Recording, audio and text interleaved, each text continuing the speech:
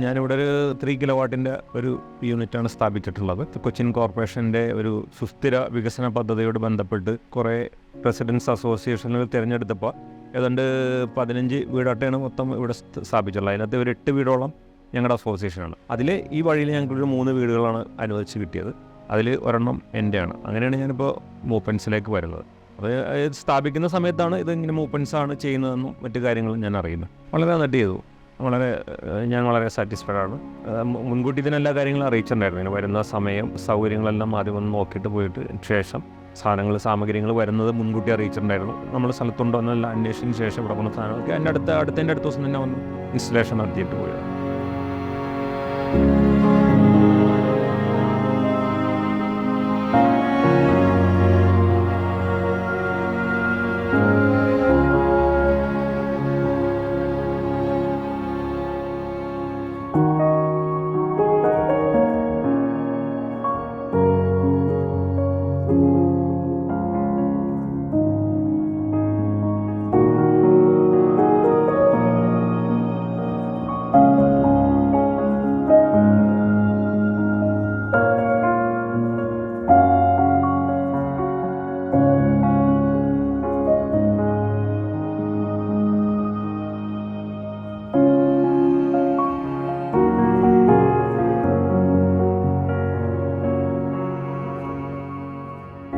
ഒന്നര വർഷമാകുന്നു. കഴിഞ്ഞ ജാനുവരി 2023 ജാനുവരിയിലാണ് അത് സ്ഥാപിച്ചത്. ഇൻഡക്ഷൻ കുക്കർ ഉണ്ടായിരുന്നു.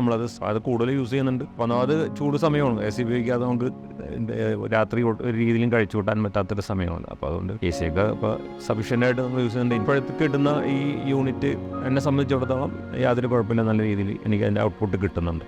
നമ്മുടെ വീട്ടിലുപയോഗത്തിന് ധാരാളം മതി. ഞാൻ സാറ്റിസ്ഫൈഡാണ് ആ കാര്യത്തിൽ. എവിടെ നിന്നാണ്, എങ്ങനെയാണ് ഇത് ആരാ സ്ഥാപിച്ചതെന്ന് ആൾക്കാർ സ്വാഭാവികമായിട്ട് ചോദിക്കുമല്ലോ. ഇന്ന ഗ്രൂപ്പാണ് ഇത് ചെയ്തിട്ടുള്ളതെന്ന് അവരുടെ അടുത്ത് പറഞ്ഞിട്ടുണ്ട്. ഫണ്ട് കറണ്ട് ബില്ല് എനിക്കൊരു 2000 റുപ്പീസാണ് സാധാരണ.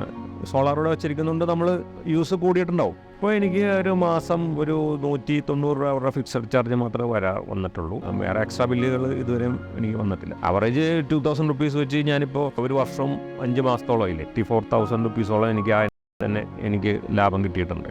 ഹാപ്പിയാണ്.